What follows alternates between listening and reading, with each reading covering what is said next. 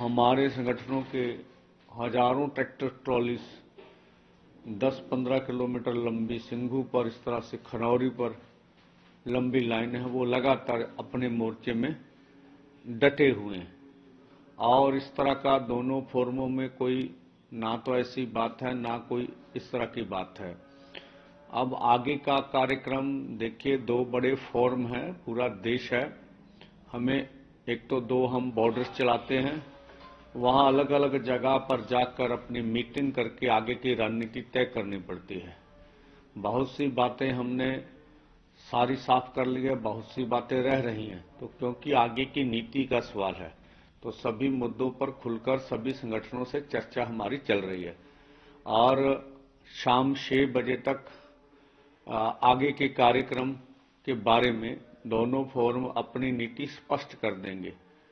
दूसरी बात है कि जो शुभकरण सिंह जी शहीद हुए हैं केंद्र सरकार की गोली से, उनका जो आज उनके गांव में जो खंड पाठ है वो प्रारंभ हो जाएगा और 3 मार्च को वहां हम लोग अखंड पाठ के भोग डालकर और उनके यहां श्रद्धांजलि या अरदास समागम करेंगे। इसके लिए हमारा सभी देशवासियों से श्रद्धा है। जिस तरह से राजस्थान है, हरियाणा है, हिमाचल है, यूपी है, जो बहुत नजदीक के राज्य हैं हमारे, यहां से 3 मार्च को बड़े पैमाने पर माताएं, बहनें, युवा, किसान, मजदूर सब उस शहीद को अंतिम अरदास में शामिल जरूर हों। और पूरा पंजाब, कोई गांव, कोई घर ना रहे जो हम अपने शुभकर्ण सिंह शहीद को श्रद्धांजलि या अंतिम अरदास में शामिल ना हो। ये हमारा कार्यक्रम है। जहां तक केंद्र का सवाल है, तो केंद्र अपने सत्ता की दौड़ में लगा हुआ है। पूरे देश भर के किसान मजदूर एमएसपी गारंटी कानून की मांग पर आंदोलन कर रहे हैं। इसके बारे में कोई केंद्र निर्णय नहीं ले रहा। किसान मजदूर की कर्ज माफी का सवाल है, C2 50% जो उन्होंने खुद मान रखा है कि हम देंगे, उसके साथ फसलों के दाम के ऊपर कोई उनकी कोई सीधी स्पष्ट वार्ता हमारे साथ नहीं है, ना वो कोई निर्णय ले रहे हैं। लखीमपुर खीरी का इंसाफ है, सभी देश के केस वापस लेने का सवाल है। खेत मजदूर, दलित, सबके लिए, मजदूरों के लिए नरेगा 200 दिन, 700 रुपया दिहाड़ी, ये सब हमारी मांगे हैं। इनके ऊपर कोई भी अभी केंद्र निर्णय नहीं ले रहा। वो दोबारा तीसरी बार सत्ता किस तरह से लें, तो ये सोच रहा। तो हम ये भी 140 करोड़ लोगों से आह्वान करते हैं भी, जिस तरह से हमारे शहीद शुभकर्ण जी को गोली मारकर शहीद किया गया, और अभी जो हमें खबरें मिल रही हैं, जिस तरह से एक और प्रीतपाल सिंह जी किसान थे, जिसको घनौरी धरने से उठाया गया था और पीजीआई रोहतक था, तो हम हाई कोर्ट के जरिए उसे चंडीगढ़ ला सके। पीजीआई जिनकी जो बाएं लेग है वो बड़े पैमाने पर फ्रैक्चर हुई है, उनको मारा इतना गया, जो पशुओं की तरह बोरी में डालकर वहां ले आया गया। 14 आदमी लगातार उसे पीटते रहे, जो उनका कहना है। उनका चबाड़ा, यहां से उनको नुकसान हुआ है, सभी बातें हैं। इस तरह से जसकरण सिंह जी, जिसके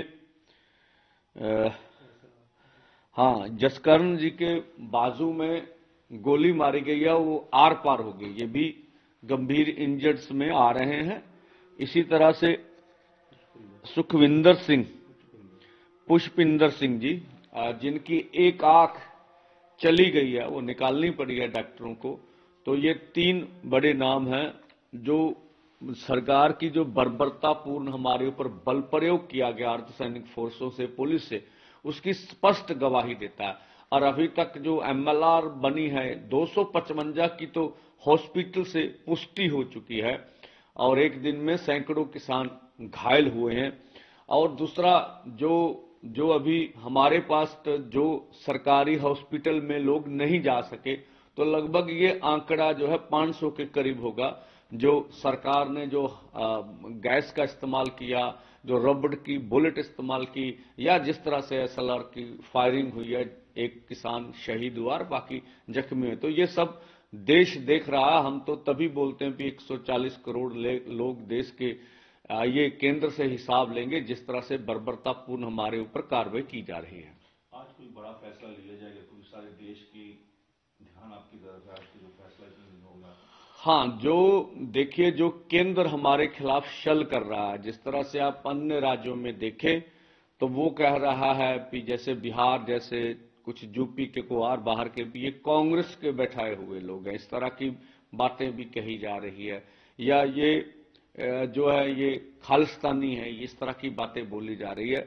तो ये सब नैरेटिव किस तरह से तोड़ना है हमने, और हमने देश के किसान मजदूर हैं वही बात पर, तो ये सब बात के लिए हमारी लंबी चर्चा हो रही है कि हम किस तरह से जो आगे का कार्यक्रम है, जो बड़ा आंदोलन है इस देश भर में बन गया, उसको और सफलता पूर्वक आगे किस तरह से बढ़ाएं, उस पर ऊपर लंबी चर्चा हो रही है।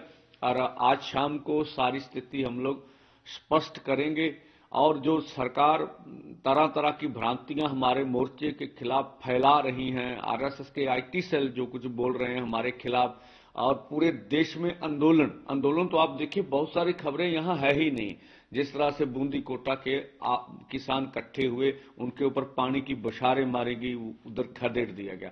तो पूरे अन्य राज्यों में जैसे साउथ इंडिया में बड़े कार्यक्रम हो रहे, तमिलनाडु हो, केरला हो, आप कर्नाटका हो, इसी तरह से जो लोग बिहार से आए थे वो दिल्ली में आके गिरफ्तार हुए, जो मध्य प्रदेश से आए थे उनको वहां से आने ही नहीं दिया गया, जो कर्नाटका से आ रहे थे, जैसे बोलते हैं ना देश के कुछ मंत्री महोदय कि आप लोग ट्रैक्टर ट्रॉलियों से मत जाएं, तो रेल से चले जाएं, पैदल चले जाएं। तो जो बाहर से आ रहे दिल्ली में लोग थे वो गाड़ियों पर ही आ रहे थे, रेल की गाड़ी पर, तो उनको रेल की गाड़ी से उतारा गया, उनके सर फोड़े गए, और जो दिल्ली पहुंच भी गए उन्हें गिरफ्तार कर लिया गया। तो जो सरकार बोलती है अपनी बात से ही भागती है। हमने ये भी देखा इस आंदोलन में कि किसी कीमत पर राजधानी में हमें ना पहुंचने का जो कार्य जो केंद्र ने सोच रखा उस पर अड़िग है। तो ये किसी लोकतांत्रिक देश में ऐसा नहीं होता है। हमें पीसफुली ढंग से आंदोलन करने का अधिकार हमारा संविधान देता है, तो फिर कोई सरकार हमें उस अधिकार की इस्तेमाल करने से कैसे रोक सकती है। तो यहां मोर्चा दोनों बॉर्डरों के ऊपर पूरी तरह अच्छी तरह से हजारों लाखों किसानों की ओर से चल रहा है।